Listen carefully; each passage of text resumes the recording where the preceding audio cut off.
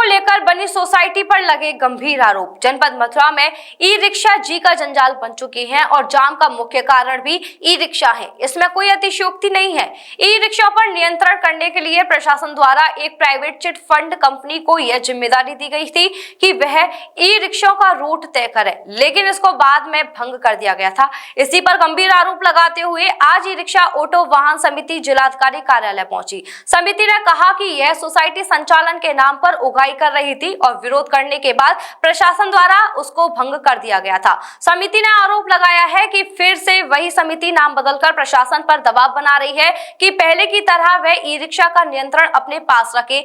आज हमने जिलाधिकारी से मांग की है कि समिति को पुनः यह जिम्मेदारी ना दी जाए। सुधीर शुक्ला है, मैं मंडल अध्यक्ष हूँ टेम्पो टैक्सी ई रिक्शा सेवा समिति मथुरा का मंडल का, और हमारे संग रणवीर जी जिला अध्यक्ष।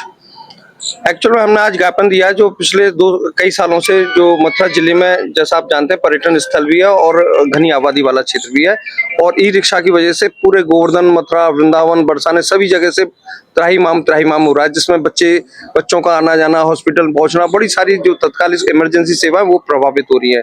तो पिछले दिनों हमने देखा था एक प्राइवेट चिट फंड सोसाइटी के द्वारा प्रशासन को ने उनको इस पर कंट्रोल करने का अधिकार दे दिया था। जो इनका रूट और बाकी जितने भी इनको नियंत्रण करना है, कहाँ पे जाना, कैसे जाना, रूट अलॉट करने, वो उससे हो क्या रहा था, उसमें बड़ी भारी मात्रा में भ्रष्टाचार हो रहा था। पर मंथ के हिसाब से ई रिक्शा वालों को पैसे जमा कर रही थी सोसाइटी और रूट के नाम पे अवैध ढंग से उगाही कर रही थी, जिसका हमने विरोध किया था। तो वो सोसाइटी भंग कर दी गई। पुनः वही सोसाइटी लोग नए नाम से सोसाइटी बना के प्रशासन पर दबाव बना रहे हैं कि वह पुराना वाला काम करें, जिस उनके काम करने के तरीके से पूरे शहर की व्यवस्था हो रही है और आम आदमी और पर्यटक इस वजह से त्राहिमाम कर रहा है और उनके अपने आर्थिक निहित स्वार्थ हैं। इसलिए हम ज्ञापन दिया, क्या आश्वासन दिया?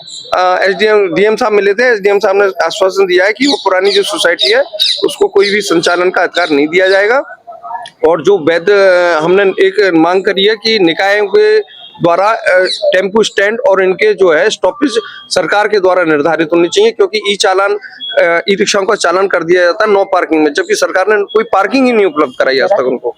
इसलिए हमने ये कहा है कि उनको पार्किंग का निकाय के सहयोग से स्थान उपलब्ध कराया जाए और स्टॉपेज तय कराया जाए प्रशासन के द्वारा। आज ही लाएं अपनी मनपसंद Maruti Suzuki car Uma Motors Arena से और पाएं तुरंत फाइनेंस की सुविधा कम से कम ब्याज दर पर। साथ में आपकी पुरानी गाड़ी की सबसे ज्यादा एक्सचेंज कीमत पाएं ट्रू वैल्यू में। नंबर नोट करें 9997682222।